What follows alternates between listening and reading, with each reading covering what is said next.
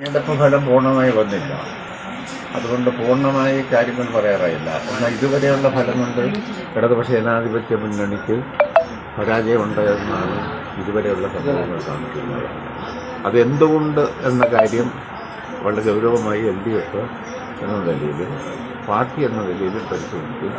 എന്നിട്ട് ആവശ്യമായ തിരുത്തൽ നടപടി സ്വീകരിച്ച് മുന്നോട്ട് പോവുക. അത് മാത്രമാണ് ഒരു കാര്യമാണ്.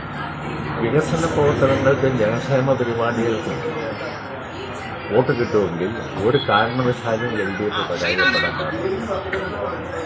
അതിന് മാത്രം വികസന പ്രവർത്തനം നമ്മുടെ ജില്ലയിലടക്കം ക്ഷേമ പ്രവർത്തനം, പെൻഷൻ എല്ലാം കൃത്യതയോടുകൂടി നടക്കും. അപ്പോൾ അതെല്ലാം വാങ്ങിക്കുന്ന ആളുകൾ ഇടതുപക്ഷ ജനാധിപത്യ മുന്നണിക്കെതിരെ വോട്ട് ചെയ്തുകൊണ്ടാണ് എനിക്ക് തോന്നുന്നത്.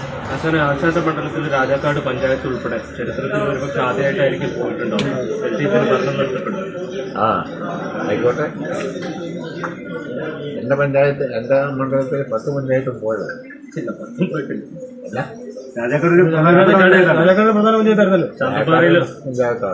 ശാന്തമ്പാറ LDF കിട്ടിയിട്ടുണ്ട്. കുടുംബജോല ഇതിന് ക്ഷേമ പ്രവർത്തനങ്ങൾ സർക്കാർ നടത്തിയെന്ന് പറയുമ്പോഴും ഈ പെൻഷൻ കൊടുത്തു എന്നൊക്കെ പറയുമ്പോൾ ഒരു സ്റ്റണ്ടായി, ഇലക്ഷൻ സ്റ്റണ്ടായി ആണോ ആളുകൾ കണ്ടത്?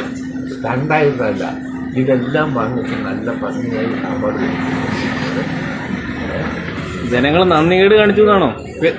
പിന്നല്ലാതെ നന്ദികേടല്ല, നല്ല അനുകൂലമാണോ?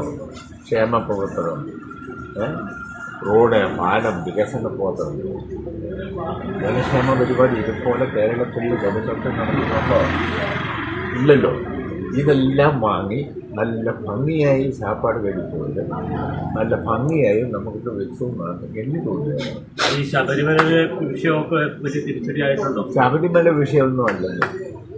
ശബരിമല വിഷയത്തെ നമ്മളെന്നെ ഈ രാഹുൽ മാങ്കൂട്ടം വിഷയം ഒന്നും ആളുകൾ രാഹുൽ മാങ്കൂട്ടം വിശേഷം അതൊന്നും വലിയ വിഷയമൊന്നും ആയില്ല. ഇല്ല. അപ്പൊ എന്താ മാങ്കൂട്ടത്തിനെ പോലുള്ള ആളുകൾക്കാണ് ഇനി രക്ഷയെന്നാണ്. ഇടുക്കി പോലെയുള്ള ഒരു സ്ഥലത്ത് ഭൂപതിവ് ചട്ട ഭേദഗതി അടക്കമുള്ള കാര്യങ്ങളിൽ ഒരു തീരുമാനമായി, എന്നിട്ട് ഇത്രയും വലിയൊരു തിരിച്ചടി ജില്ലാ പഞ്ചായത്ത് ഞങ്ങൾ ഒരിക്കലും പ്രതീക്ഷിക്കാത്ത എന്തുകൊണ്ടാണ് ഇത്തരമൊരു വിധി വന്നതെന്ന് ഞങ്ങൾ എല്ലാ ഘട്ടത്തിലും പരിശോധിച്ചു.